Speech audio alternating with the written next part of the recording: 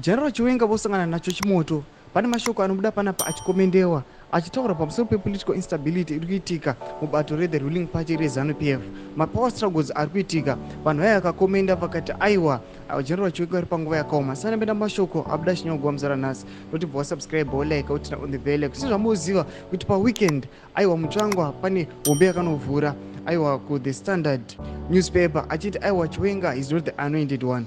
Panobuda pachinogwa pachinzi after all the sacrifice and hard work that he engaged in through the coup, Rebara is now being thrown under the bus. This is exactly what happens in ZANU-PF factional fights.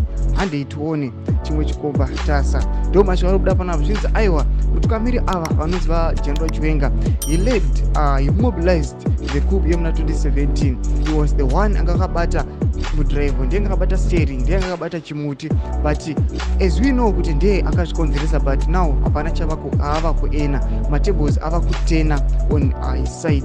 Vari kuya vachimuti aiwa ndo zvinoita the ruling party factional fights, ndo zvainoita ZANU-PF factional fights, vachiti aiwa kwakamuipira General Chiwenga. Chivotidza mafunguro enyu muri kudii pamusoro pechiitiko ichi, muchiona matables achitena kwaari, muchiona nhau succession kunzi angakwanisa kusangokutiwa nesuccession race, angakwanisa kusatopinda. Tudze mafunguro enyu muri kudii pamusoro pechiitiko ichi. Aiwa pindai mucomment section menu kutidza mafunguro enyu, musanga no subscribe like pamwe chete notina on the bell icon.